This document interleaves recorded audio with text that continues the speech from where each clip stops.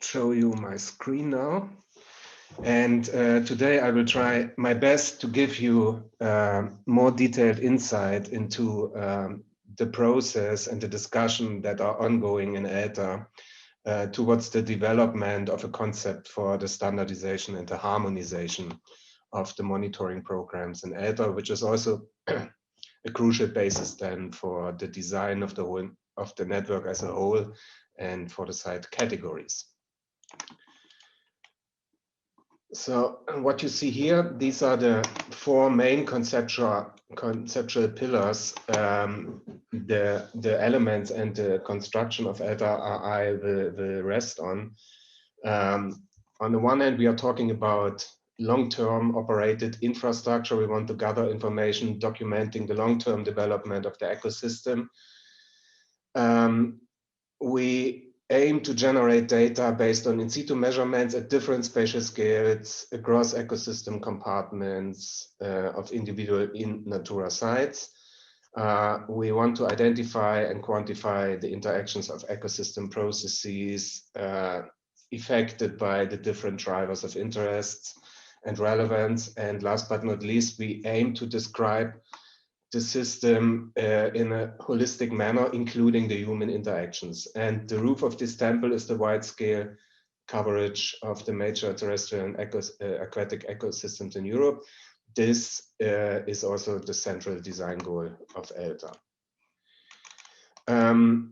So as said, there are two central design goals when we are talking about eLTER. The one is to support the excellent science by providing access to, let's say, comprehensive environmental information. And second, to do that with a sufficient and scientifically sound geographical coverage.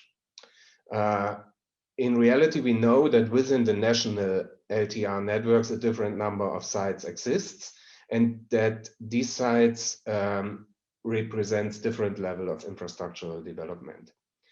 To achieve the design goals, it requires that we set up a number of observatories which are designed for highest operational excellence, so highly instrumented sites, for instance, or platforms which allow for inter and transdisciplinary research, socio-ecological research. But to achieve the sufficient spatial coverage, we think about that these elements can be combined with other sites which can be less instrumented.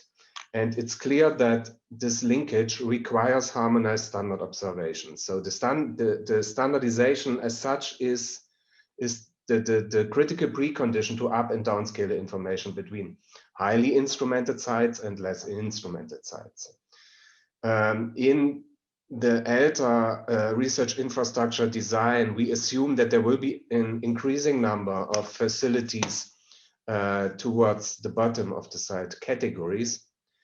And we have in total 5 categories we are discussing at the moment. There are the platforms, regional and multidisciplinary study areas, which are created by combining sites from the other different categories. We think about to have fully instrumented master sites.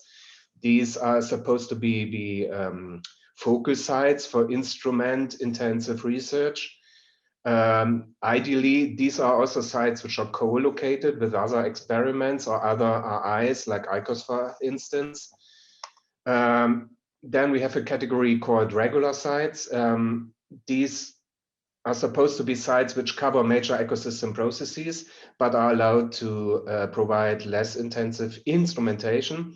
The idea is that those sites complement the master sites then, in order to achieve the appropriate spatial or geopolitical coverage. And there are also satellite sites we are thinking about at the moment. The idea is that there are many, many more sites than we will finally be able to instrument in a full manner. So these are supposed to be sites for specific purposes. These can be sites which are less equipped or extensive sites, but they contribute to increase the geographical coverage and enable us to upscale or to monitor larger scale processes. So this is a more detailed description of schematic description of the ongoing discussion regarding the site categories. As said, we have the 5 categories: the satellite sites, the regular sites, and the master sites. But in between, and that's why I have chosen to show you that slide, we have a 5th category called focus sites. And this is a very recent development we currently discuss. And so the idea is that we think about to include sites with a specific main focus of research. For instance, sites which already now, for instance, act as an hydrological observatory. So, and the idea would be that we provide a framework which allows those sites to be complemented by other measurements to fulfill the holistic conceptual approach, but are also allowed to do that with less demanding extensive methods or protocols to be applied. This is something, this is not fixed yet. Also, the protocols are under discussion. I will show you in a few minutes. But we think this is a good way to include sites which have been developed historically with a very specific research focus. And there is no need to change this dramatically, and we think that there should be the chance to include those sites with less resources in the eLTER concept by also fulfilling the whole systems approach, but do it with much less resources than it would be needed when you fulfill the whole requirements of high standards we want to develop. When we talk about standardization, it must be taken into account that there are different perspectives we can have on research. We can think about prediction of environmental processes. We can set up infrastructures or observatories in order to develop a better process understanding, process research here. Or we can set up monitoring equipment for classical descriptive research. Each of these perspectives is also found in eLTER, and accordingly must also be taken into account when we develop the standardization. Any prioritization of research activities and also monitoring activities or observation activities requires a sound conceptualization of the system to be researched or observed.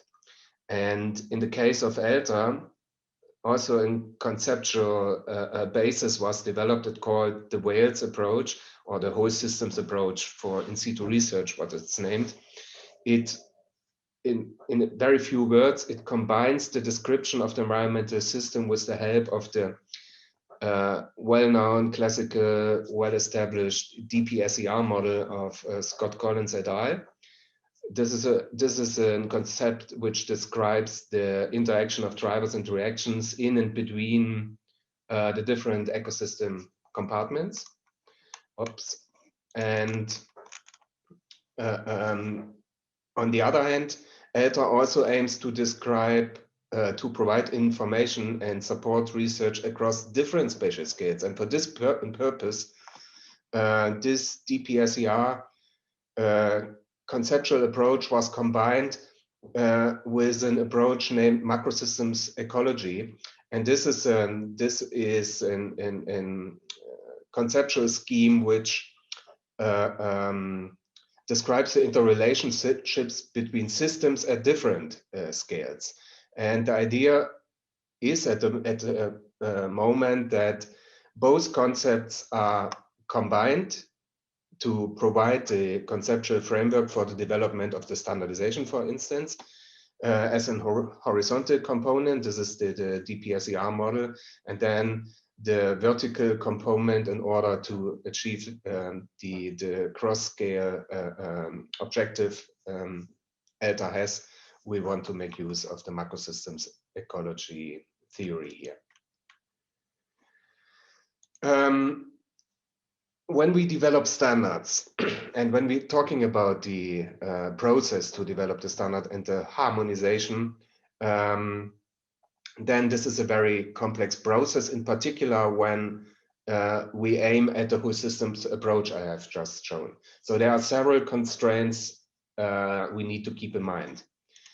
The most important criterion for sure for the selection or prioritization process, sorry, this is the wrong need. I wanted to start actually with that one. From the perspective is the scientific relevance. So any definition we create should be derived from the perspective of the research challenges we underlay under the eLTER design. But the second point, which is the first now here on your slide, what is also there and very important, that we secure the scientific flexibilities of the eLTER sites. It is reality that all our activities and all sites which will be part of that big endeavor are actually embedded or are currently embedded in ongoing specific research agendas. So that means we urgently have to keep the balance between the service, which is a crucial part of an S3 research in infrastructure, but with the scientific flexibility. At the other hand, the standards should allow us also to do or to continue ongoing research which is relevant for the institutional framework. For instance, our sites are embedded. We have to consider the overlaps with existing environmental research infrastructures, ICOS, for instance. Co-location is one of the terms which is to mention here. We have to take into consideration the differences in the national funding situations and the different levels of development. We have to be cost efficient, and we want to keep the design as complex as needed, but as simple as possible at the same time. So this is another challenge we have to tackle in the development of our standardization. And finally, we also have to align with existing international standards. What we don't want to do is to reinvent the wheel whenever it's possible. We want to align and harmonize with well-established international standards and developments. I mentioned here JERI. This is a very new initiative. It's a global initiative aiming at harmonization and better linkage between existing continental scale environmental research networks. NEON is partner here, TERN in Australia, CERN in China, SEON from South Africa, ICOS is partner here, and also eLTER is one of the European partner in that initiative called JERI. Above all, when we are developing standards, we have to keep the trinity between the scientific relevance, the cost efficiency, and the feasibility. And the central question we have to answer when we develop the standards is, where's the optimum? This is the question we have to answer in the process we are in right now. And in answering this question, the contribution of the site PIs is of highest importance, in particular when we are talking about the feasibility of what has been developed here. So when we look at the European landscape of eLTER sites, then it's obvious that they have mainly been developed in a bottom-up manner. So what we see is that we are confronted with a mix of sites which are bottom-up developed, top-down. Maybe some sites are also top-down developed, as centralized managed or decentralized managed. We have sites which are funded based on national funding, or sites which are based on European funding of very different provenances. So, and the sites which are part of eLTER, of eLTER, have mostly been established for different monitoring and research purposes.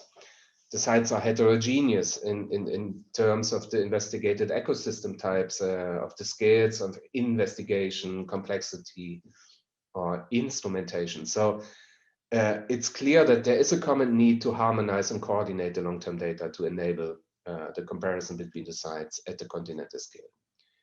And recent conceptual development suggested to implement a system-focused and integrated observation scheme, combining the concept of the ecosystem integrity and the essential biodiversity variables framework.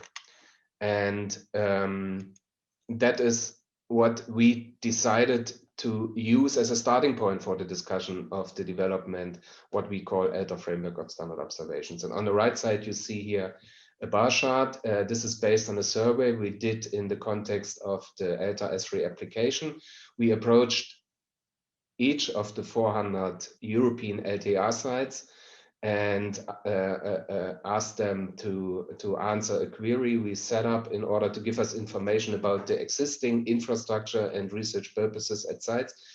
And not all answered, but 200, so that provided us a sound basis to evaluate the current state of the infrastructural development. And what you see here is a list of variables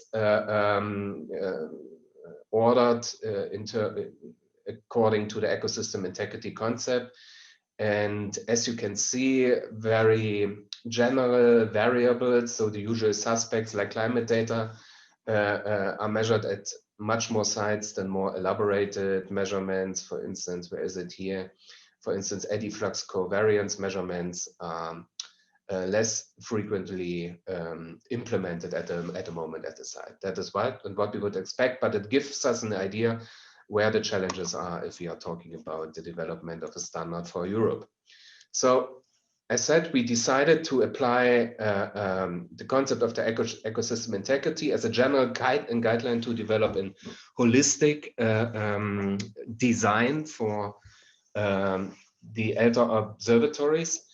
And so the goal is that the sites have to cover ecosystem structures with respect to both the biotic diversity and the abiotic heterogeneity. And the variables we aim to select as a standard variable in the eLTER monitoring program should represent key elements of ecosystem integrity, but they should also be highly sensitive to environmental changes. And last but not least, very importantly, they should also be of critical relevance for environmental monitoring. So because a central element of eLTER is also the provision of services in terms of European scale data products we want to observe. So modeling is a crucial element of the eLTER services. And last but not least, this is also one of the key criteria we set, that we should aim for simplicity. So standards should be as simple as possible in order to secure the long-term maintenance and operation. And that is the basis we set us for ourselves to develop the standards I will show you in a minute.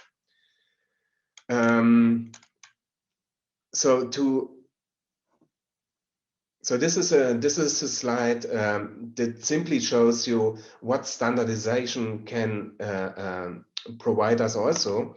Standardization is also the key to transfer existing infrastructures and to, let's say, to increase the value in terms of the European S3 RI.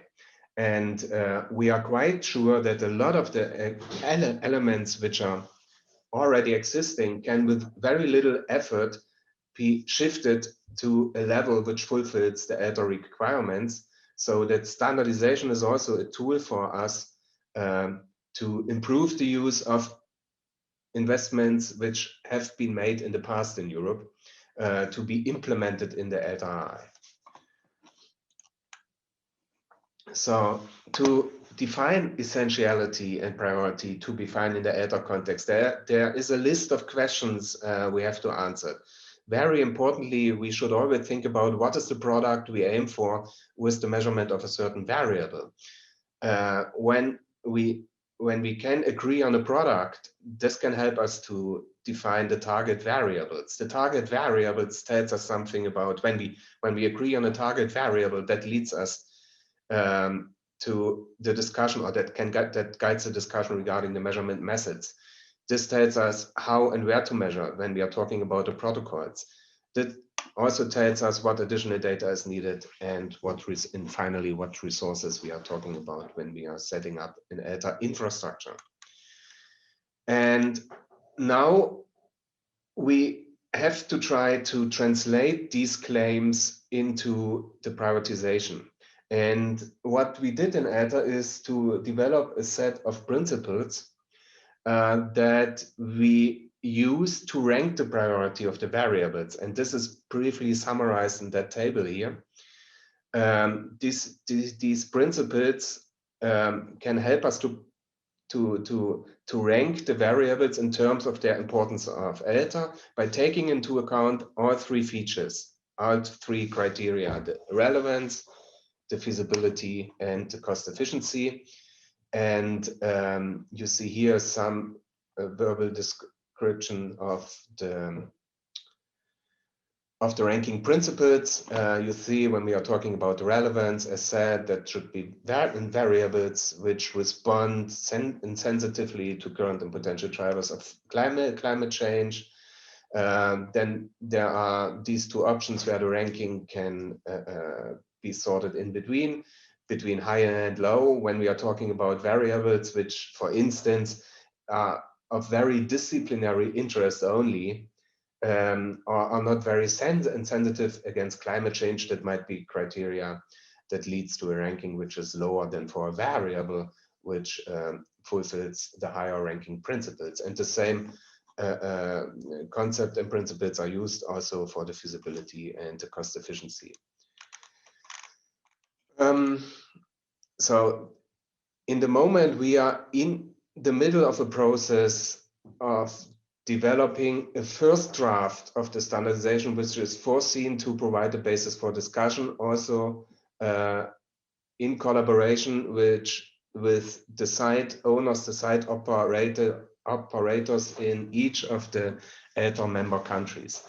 So, and the development of the standard itself is designed as a multi-stage process. In the midst of the last year, we started to set up a group of eLTER experts in order to provide inputs from the scientific perspective.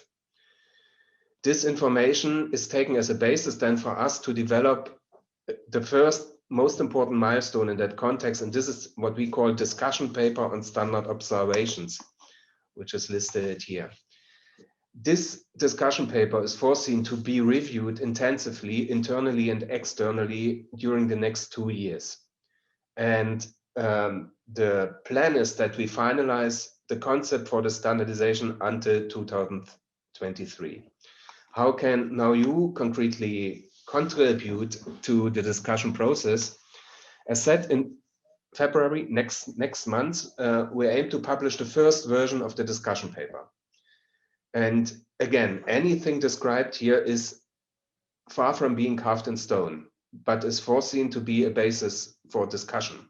And this has to be taken seriously. So because the plan is that we hand this discussion paper over to what is called SPF. This is the Site and Platform Forum in eLTER, which was initiated the last week officially. So there was a large meeting with more than 200 participants representing site PIs all over Europe, which are members of the Site and Platform Forum. And the Site and Platform Forum is the platform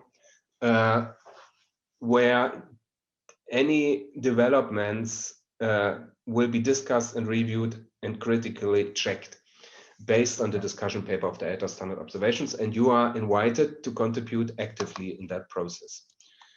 So, and in parallel, we start to aim a review process also outside of eLTER by setting up expert groups representing the European scientific communities.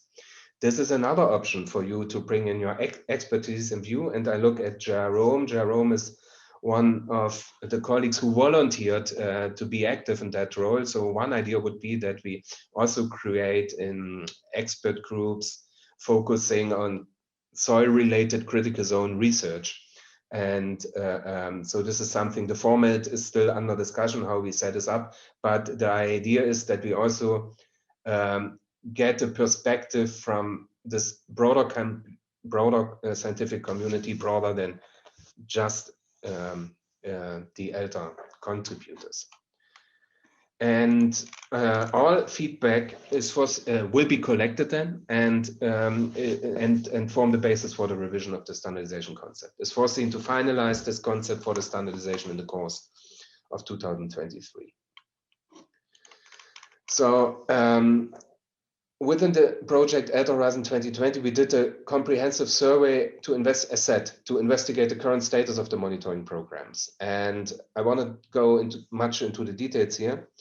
But for each observation, we derived even more detailed recommendations with respect to the technologies and the site categories.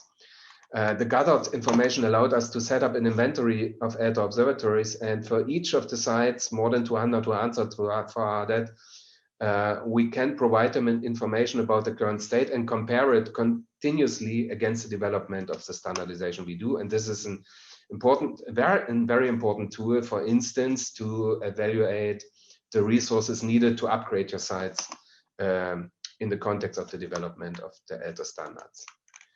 And last but not least, we did also a study focusing on the geographical distribution of sites with respect to their level of development. This map on the right side is a bit outdated here, so because at this moment, I think only 16 countries have been included. At the moment, we are talking about 20 countries which are member of eLTER. But all the green dots, the dark and the light green dots, represent sites which are already now highly instrumented sites and provide a very good potential to be, let's say, potential locations to be developed towards a master site, for instance. So one of the criteria for prioritizing the variables to select the variables for the standard is also the relevance for modeling. In this context, I would also like to refer here to the study that was also conducted as part of the eLTER Horizon 2020 project. And in that study, we compared 73 environmental integrated models, and we compared them with each other and assessed the relevance of the variables that were used. So the results have been published in the 2018 ESD paper here, and this is another important source for information which is taken into account for the discussion process we are in right now at the beginning. And this is a first glimpse on the discussion paper which is under development right now. As said, the most important next milestone is this discussion paper. Again, I want to emphasize here the whole report will be a basis for discussion, and you all are invited to contribute here in the discussion, either via your contribution to the eLTER Sites and Platform Forum or via a role in the external expert groups. And this is really, I want to emphasize again, an extremely important piece of information to have at hand in order to start with the first conceptual considerations on the design, on the site hierarchies, the selection of the protocols and the methods.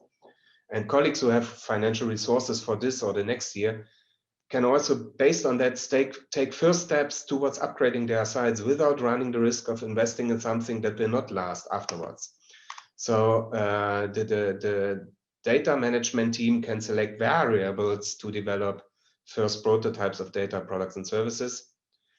And as said, this is a very important piece of paper, which I'm convinced will be of high interest also for you.